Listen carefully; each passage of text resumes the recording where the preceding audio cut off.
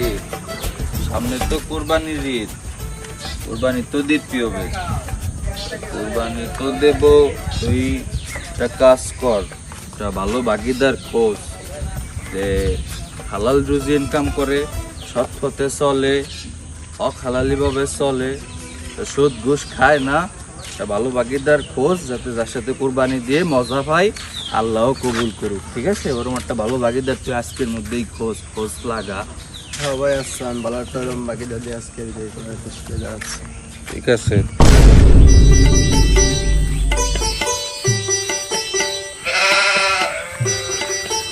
এই ফটেক দাঁড়াও, এত ব্যস্ত কই যাচ্ছিস?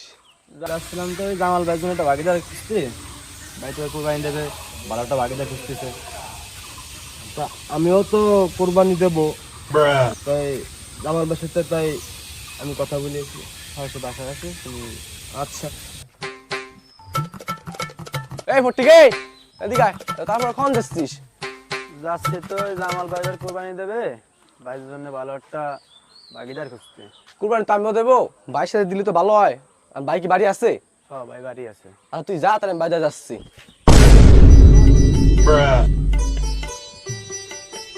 এই টিম যদি নিয়ে বেশি তাই তো 400-500 টাকা হবে না, তো চা খাটটা হাত হয়ে যাবে না। এই গটিক, এই দিকাই, তুই এত ব্যস্ত হয়ে কনে যাচ্ছিস তুই? যাচ্ছিল কেন ওই জামাল ভাই এবার কোরবানি দেবে তো, ভাইয়ের জন্য ভালো একটা ভাগিদার খুঁজতে। ও ভাই কি এবার কুরবানি দেবে? ভাই এবার কি, ভাই তো প্রত্যেক বিলি দেয়। ও তা আমি কুরবানি দিয়ে যাচ্ছি, তো ভাগিদার দেই ভাইয়ের সাথে থাকতে নাকি? ভাই কি বাসায় আছে? হ্যাঁ ভাই বাসায় আছে। আচ্ছা তুই যা, আমি যাচ্ছি।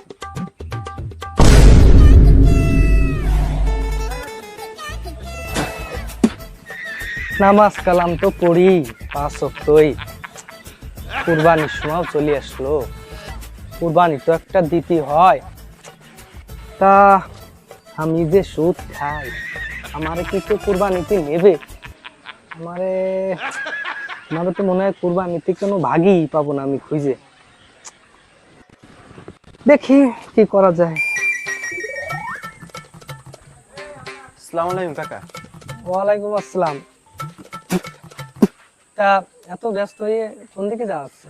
যাচ্ছে তো জামাল ভাই এবার কুরবানি দেবে, ভাইয়ের জন্য ভালো একটা ভাগিদার খুঁজতে। জামাল আমাকে জামাল হুম হুম। আমাকে জামাল কোরবানি দেবে। কোরবানি তো আমিও দেব, তা আমি তো একটা ভাগি খুঁজতেছি। এখন ভাগি কি দেখি পাইছে? এটা কি জামাল কি ভাগি পাইছে? না, এই আমি খুঁজতেছি ভাগিদার। জামাল কোথায় আছে এখন?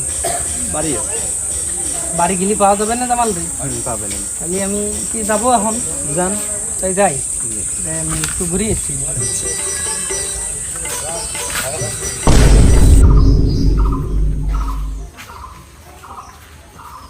কি ভাগিদার কি পাইছো? খোঁজবাস লাগাইছো? হ্যাঁ ভাই, এলাকার কয়েকজনের সাথে দেখা হয়েছে, তারা আসতেছে। এলাকার কয়েকজনের বলছো আর কি, তাই তো? তারা আসতেছে। ঠিক আছে, তাই একটু ওই সাইডে একটু কাজ আছে, ওটা সারো, দেখি কারা আসে, একটু কথা বলি। যাও, কাজগুলো সাইডে ফেলাও।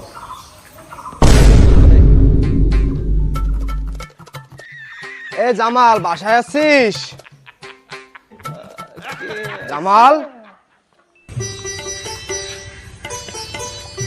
এই জামাল ভাই কি বাসায় আসছে? হ্যাঁ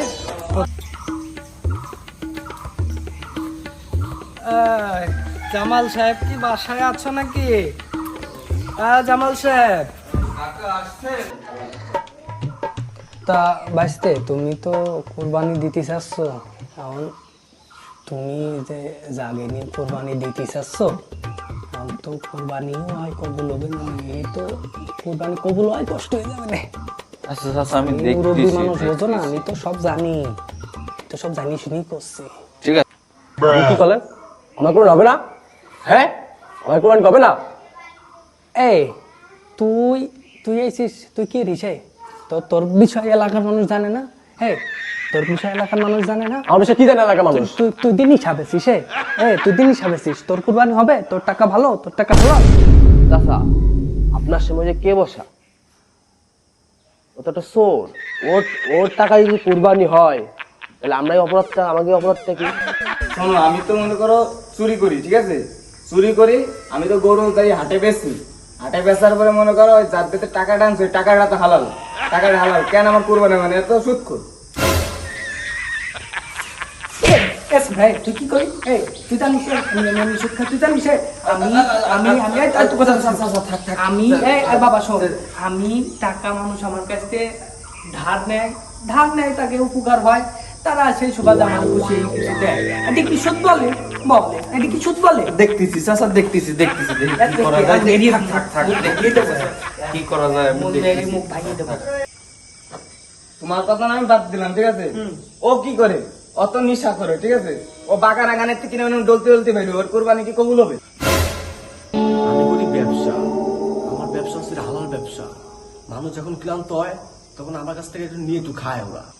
ওর কথা না বাদ দিলাম, ওই লোক কি রে, ওই লোক তো মানে সরকারি চাকরি করে, ওর মাসে 15,000 টাকা হলো ওর বেতন, আর এত টাকা পাইছে কেন? ও তো মানুষের আপে কাটিয়ে দেয় নগদে টাকা। এই তুমি বেশি কথা বুঝছিস, তুমি কেমনে মার খেয়ে বলতো? তুমি আর মার খেয়ে বলতো আমার লোক চিনিস? শোন ভাইস্তে, এখন আমি কি বলি সেটি শোন। এখন এগে সবাই বাদ দে, টাকা রে কি হবে না, কোরবানি কবুল হবে না, তোর টাকাটাই নষ্ট হবে, তোর কোরবানিও নষ্ট হবে, বুঝছিস? আমি এগে বাদ দে, আমার একটা বাদ দে, দুইজন চাচা আমি দেখতেছি, আমি তো চাইছিলাম একটা ভালো ভাগিদার, তার দেখি দেখতেছেন বিষয়টা, দেখতেছি যে কি করা যায়, দেখি না। ধ্যান দিস চাচা, আপনি কি কন? আপনিও যে লাইনি, আমরা সেই লাইনি। আপনার টাকা কবুল হলি, আমাকে টাকা কবুল হবে না। শোন, এখন এখানে কথা হচ্ছে আগে কে টাকাই কোরবানি হবে না, আগে কে কোরবানি কবুল হবে না, আগে কেউ কোরবানি কি রাখবো না, কথাই হচ্ছে এইটা, আমি আর তুই কোরবানি দেবো, এখন কি করবো, ঠিক আছে? কোনো কথা হবে না এখানে, ঠিক আছে? না কাকা, আপনার কথা কোনো লজিক হচ্ছে না। কি লজিক আছে? লজিক কি এডি? এডি লজিক না, আপনার কবুল হবে না কেন? এডি এডি হবে না, আমারটাই হবে না, হবে না কেন? এডি হবে না, এইটা হবে না, এইটা হবে না, এইটা হবে না তো। এই জামা, এইটা হবে না তো। এডি হবে